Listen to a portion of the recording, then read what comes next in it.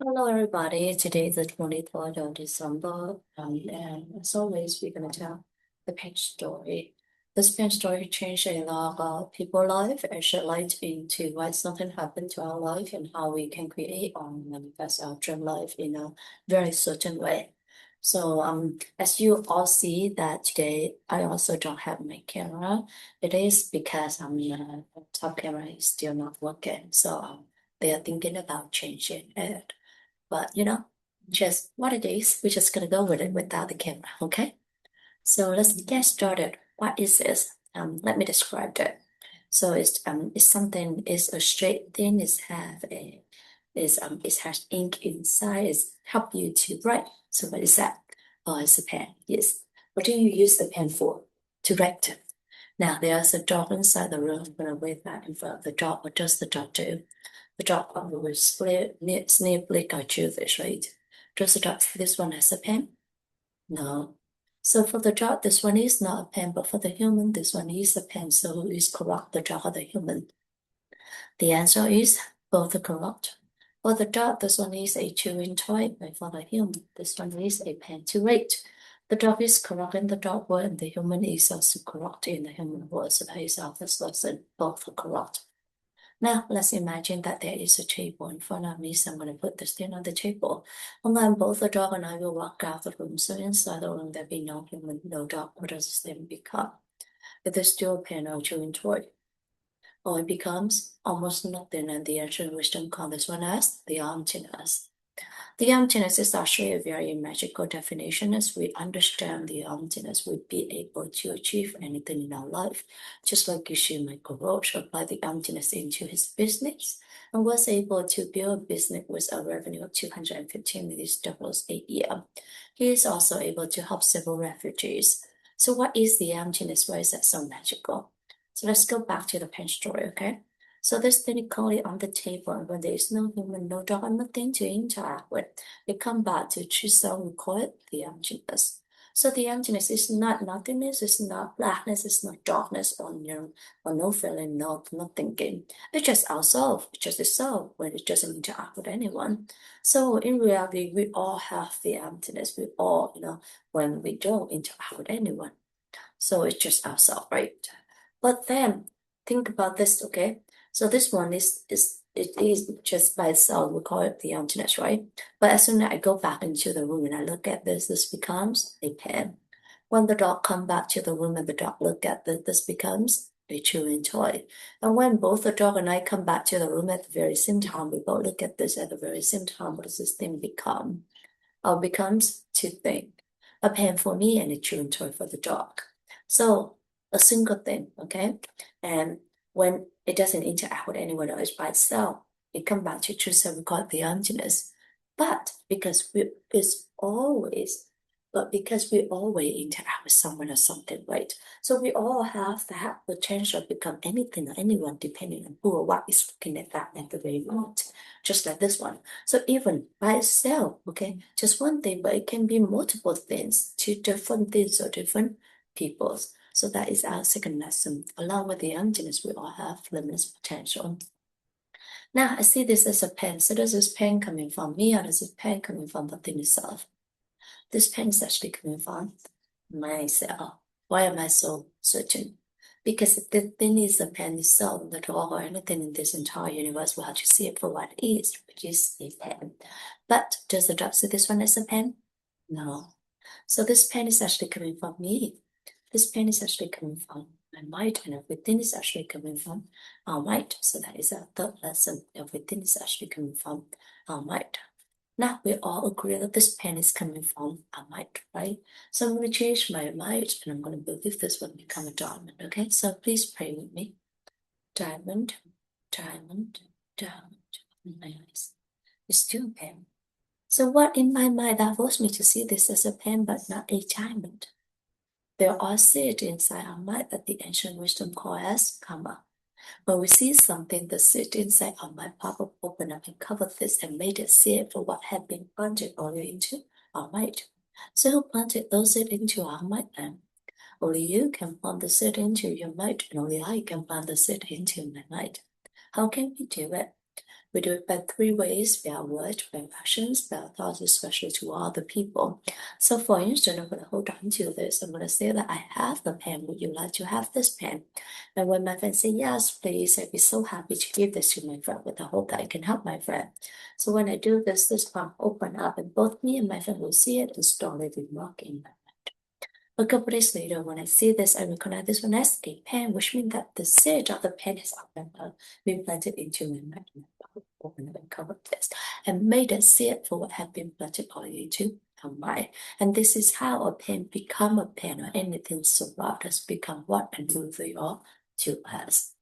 In the pen story, there are several meaningful lessons. Today we went over 4 different lessons. The first lesson is both are corrupt, so we learn to respect each other's opinion, we learn to respect each other's choices, and we learn to listen to each other with a compassionate heart. And with that, I often remind myself, in order for me to listen to each other with a to other people with a compassionate heart and to respect them, I need to do it for myself first. So I need to learn how to listen to myself, to understand myself, to respect myself. And once I be able to capture that feeling that, okay, I got understood, I got respected, I got listened to, then, I'd be able to feel anger and feel the happiness within myself. And that is when I'd be able to do it to everyone else, right? So, and then I think that is very, very important because you have to feel calm. You have to find your inner peace, your inner calm, your inner happiness in order for you to be able to sustainably, do that to everyone around you, giving that happiness, that peace, and that calmness to everyone else. So that is our first lesson. The second lesson is, along with the answers, we all have limitless potential. So trust your potential. Trust the potential of everyone or everything around you, and trust the potential of whatever happened to you. And in my opinion, before you can do that, before you be able to see the potential in anything, anyone, you have to be able to recognize who they truly are first. And in order for doing that, you have to be able to listen to them, to understand them, to respect them, to see. See, when you respect them, when you listen to them, you understand them. That is when you be able to see, okay, this is what they truly mean, this is what they truly come from, this is what they are. And then you witness, you get the emptiness, what they truly are, before you be able to see, okay, this is what they can be in this situation. This is what they can be with this person or can do with the situation. That is the potential. And I think, again, it's very important to recognize that within yourself first before you be able to do that to everyone.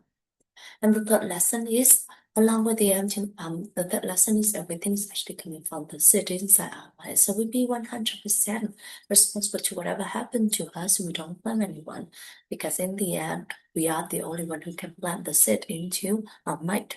And that is also very important. The linkage between lesson number 2, lesson number 1. Number 3 is that, once you have that in your mind, what you'll be able to, the potential, the emptiness in your mind, then you start to work on it, using your work, your action, your thoughts, you work other people.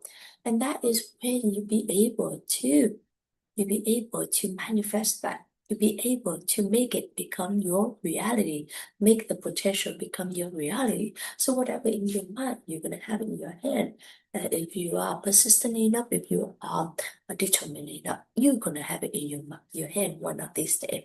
So that is our third lesson. The fourth lesson is, to incorporate all that into our life to create or manifest our dream life in a very certain way. So first, using lesson number 2 to get what you want, to know what you want to achieve in your life.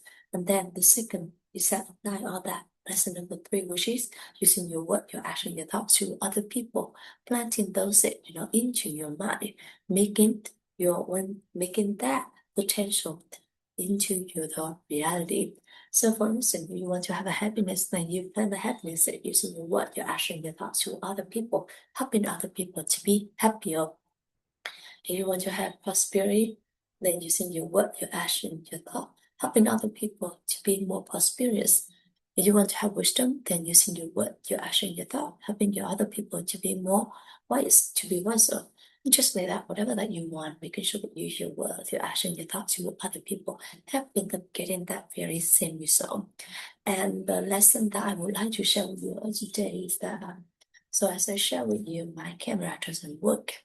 Well, isn't working right now, but it doesn't matter. It just, it's just that whether I want to do it or not, whether I want to continue doing it or not. So I think it's all coming from us within ourselves. Everything's actually coming from us. And again, all the challenges, all the problem situation can only create 10%. And whether you be able to do it or not, to this it's all coming from you. So that is the lesson that I would like to show you all today. Everything is actually coming from the sit inside our mind. So our mind is so be very mindful of your thought. Be very mindful of what in your mind, because that will eventually manifest it into your action, your word, and to other thought, and eventually that will carry on to become your life. So be very mindful and with what you are thinking. Thank you so much, everyone, for listening to me today. Thank you, Ellen, for coming me in this 3000 day journey. And by me sharing with you the pain story of my lesson is something good. I would like to dedicate that to my church family, to my friends, to my co-workers, or to my clients, or to any living things in this world or any other world. With love, wisdom, and gratitude. Thank you so much, everyone. And just one more thing. So my my best friend grandma just me passed away. So I wish her rest in peace.